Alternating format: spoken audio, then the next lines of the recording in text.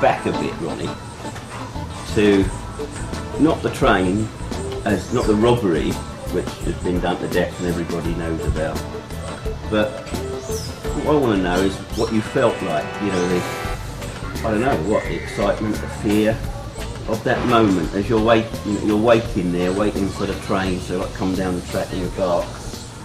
What goes through your mind in that situation? Of course, it was sort of a heart in the mouth moment for everybody, I imagine. You know, but speaking for myself, you know, the adrenaline was racing. But there was sort of before we'd actually sort of got into the Land Rovers to go off and commit the robbery. There was sort of like an air of excitement because we'd been put off 24 hours. We'd been all ready on the Tuesday to do it, ready to go into action, all dressed up and everything. And then there was a delay for 24 hours, so that meant we had sort of another period of sweating it out before actually going into action. We were all ready and dying to get into action and do the thing, you know. And but lying there by the track, I can remember it very, very well, and it was a very, very still night.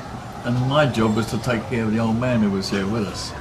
And he was as calm as a cucumber also. He was, you know, he didn't seem to be worried about anything. This is your personal train driver, so to speak. Yeah, right. He lit up his pipe in the middle of what things were going on there, you know, and then this, one of the other guys flung himself over the track and fell down beside me. What's going on? What's going on? There was a big flare of flame when the old boy lit his pipe up. And Charlie Wilson, Charlie had his balaclava on and everything, and the old man went, "Hello, Charlie," as if he was beating him in the middle of Clapham High Street, you know. And Charlie said, "Oh," he said, "have a look at him. You think he's on his bloody holidays." You know?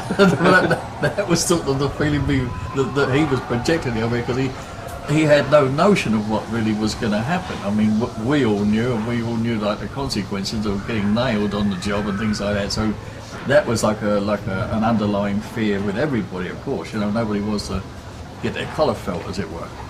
So how surprised were you when there you are expecting your 40 grand, because whatever it was, like £1 million was going to be on the train, and when you found out that it was considerably more than that, how did you feel then?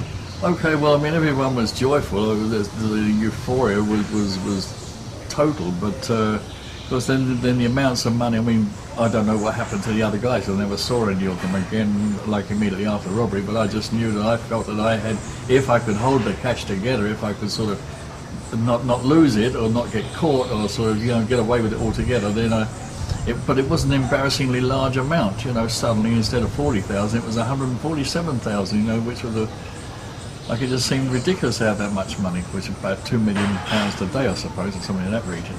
So all my crooked pals who were sort of, you know, not earning so well and not doing so well, I took care of them, which is like the usual thing, 5 grand here and 5 grand there, and you know, he's a good guy, he deserves 5 grand. And then I was giving like lumps of money to the people who were minding the cash. I split it up into 3 different lots, and each of the minders got a nice little whack also. So then I finally got down to 100,000, and I said to my missus, okay, that's the end of that. From here on in, it's going to be like, what money's left, it was 100,000, like I said. Going to invest this wisely and see how it goes. What sort of